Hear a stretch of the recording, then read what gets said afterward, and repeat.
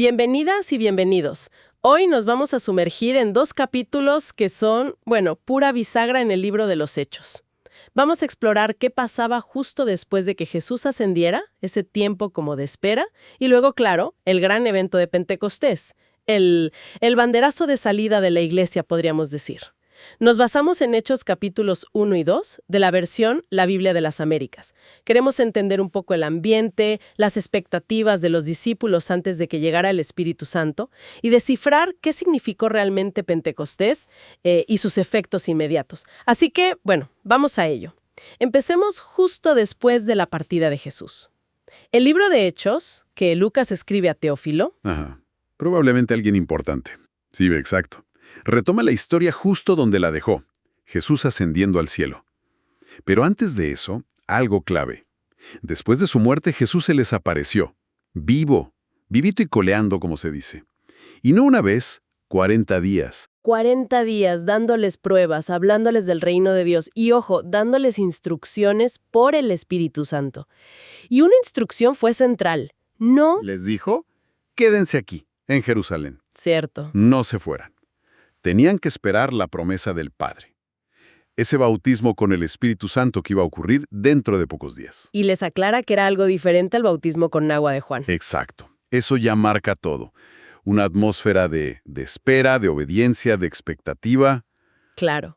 Y justo ahí, en esa espera, le hacen una pregunta que revela mucho. Le dicen, Señor, ¿vas a restaurar el reino a Israel ahora? Sí.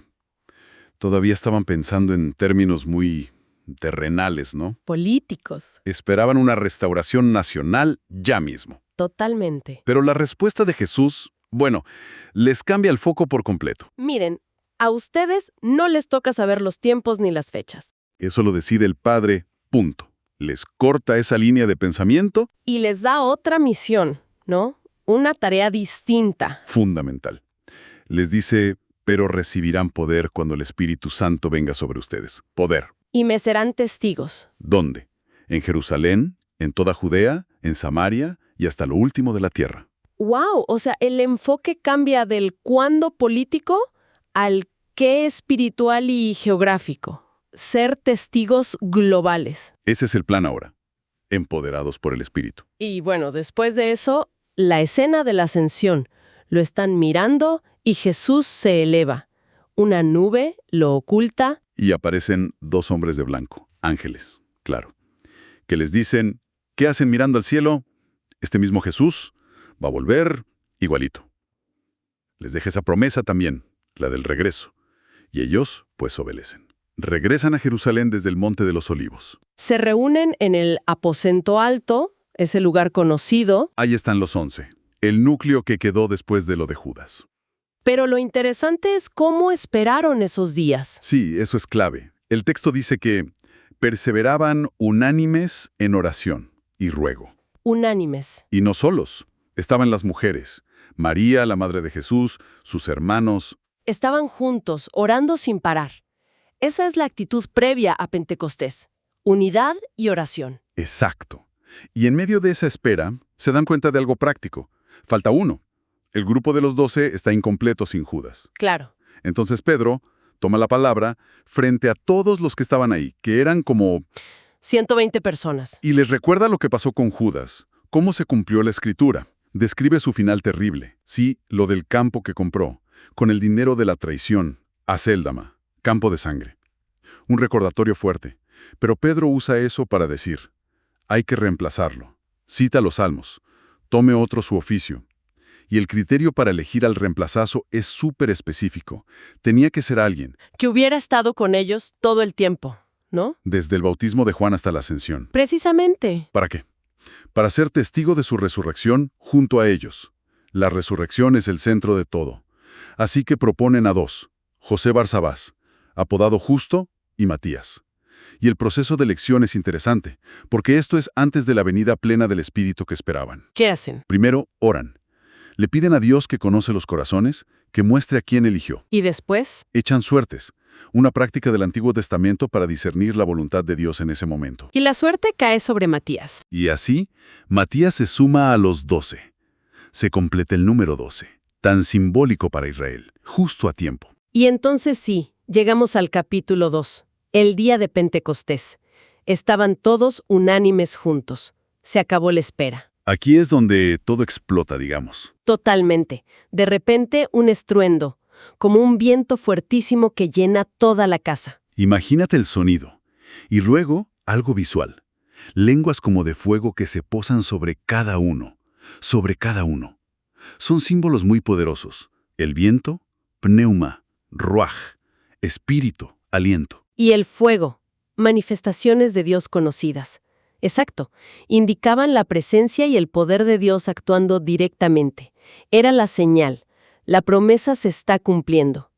¿Y el resultado inmediato?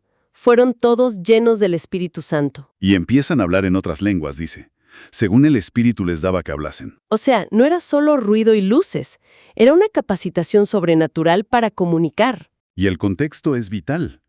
Era Pentecostés, la fiesta judía de la cosecha, Shavuot. Jerusalén estaba llena de gente. Hasta el tope. Judíos devotos de todas las naciones bajo el cielo. Una audiencia súper internacional. Y al oír el estruendo, la multitud se junta corriendo. Y se quedan confusos. Claro, porque cada uno los oía hablar en su propio idioma. Increíble. Estaban atónitos, decían. ¿Pero no son galileos estos que hablan? ¿Cómo es que les oímos en nuestra lengua materna? Y el texto lista un montón de lugares. Partos, Medos, Elamitas, Mesopotamia, Judea, Capadocia, Ponto, Asia, Frigia, Panfilia, Egipto, Libia, Roma, Creta, Arabia. Un mapa del mundo. Lo increíble es que no era un ruido sin sentido. Eran idiomas reales. Y oían que hablaban las maravillas de Dios. El mensaje era claro. Esto es potentísimo, como una inversión de Babel, ¿no? Exactamente. Allá confusión y dispersión por las lenguas. Aquí, unidad y comprensión milagrosa del mensaje de Dios a través de las lenguas. Un acto de reunión. Aunque, bueno, no todos reaccionaron igual. No, claro.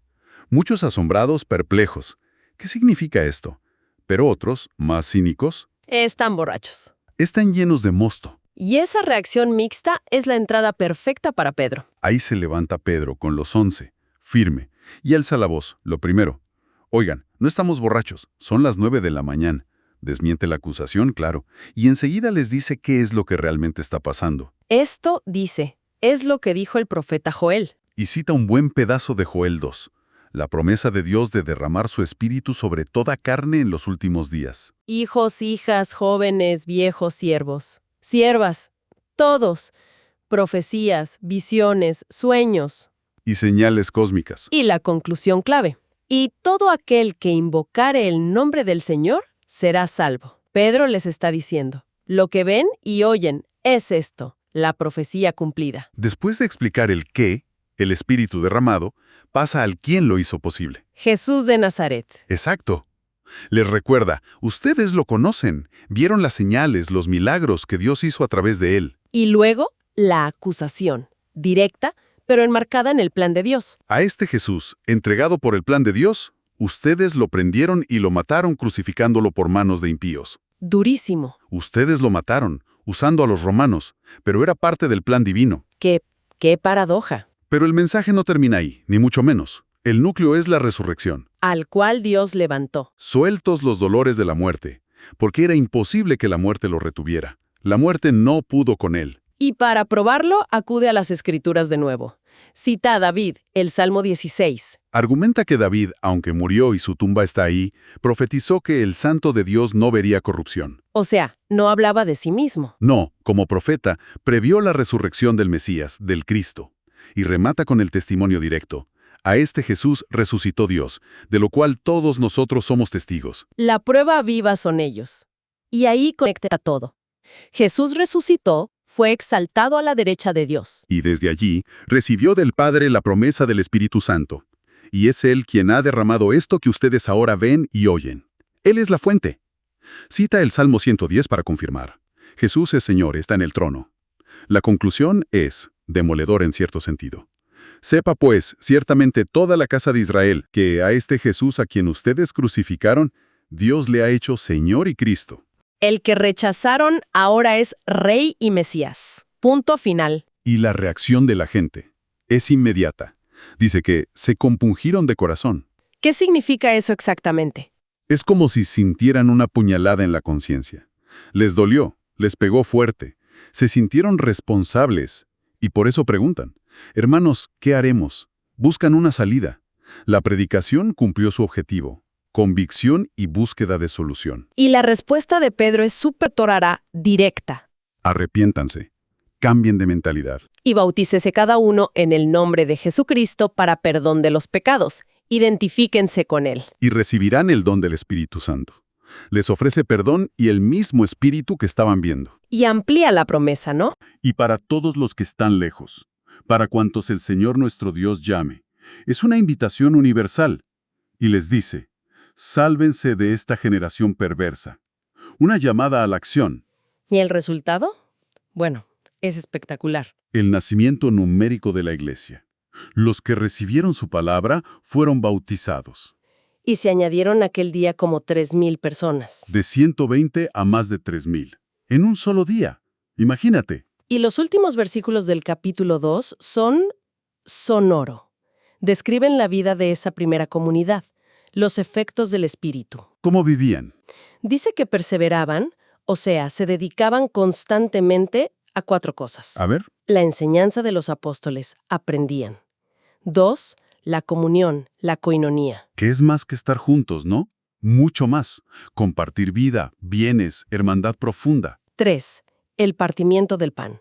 Probablemente la cena del Señor y comidas juntos. Las oraciones. Esos eran los pilares de su vida comunitaria. Y el ambiente era como de asombro, de respeto. Sobrevino temor a toda persona. Y los apóstoles seguían haciendo señales confirmando la presencia de Dios, y esa característica que siempre impacta. Tenían en común todas las cosas. Vendían sus propiedades, sus bienes, y lo repartían según la necesidad. Una generosidad radical, voluntaria pero radical, nacida de la fe y la unidad que les dio el Espíritu. Y su día a día era así, juntos, unánimes, constantes en el templo, públicamente, y en las casas, partiendo el pan. Y lo hacías, dice, con alegría y sencillez de corazón, con gozo. No era una carga, no, era una expresión de gratitud. Y esto traía resultados. Alababan a Dios, la gente los veía bien, tenían favor con el pueblo. Y la consecuencia lógica, el Señor añadía cada día a la iglesia a los que iban siendo salvos. Crecimiento constante. Esos son los efectos visibles del Espíritu. Transformación, unidad, generosidad, alegría, oración, aprendizaje, crecimiento. Exacto. Entonces, si recapitulamos Hechos 1 y 2, vemos ese viaje, ¿no? De la espera obediente, quizás con ideas un poco terrenales al principio, Ajá. a prepararse en oración, ver la partida de Jesús, luego la explosión de Pentecostés, el Espíritu rompiendo barreras, dando poder, Un antes y un después total. y el nacimiento de esa comunidad vibrante que vivía de una forma, bueno, totalmente nueva y unida. El Espíritu fue el motor. Sin duda, marca la transición del ministerio terrenal de Jesús al ministerio global de sus seguidores, ahora empoderados por ese mismo Espíritu.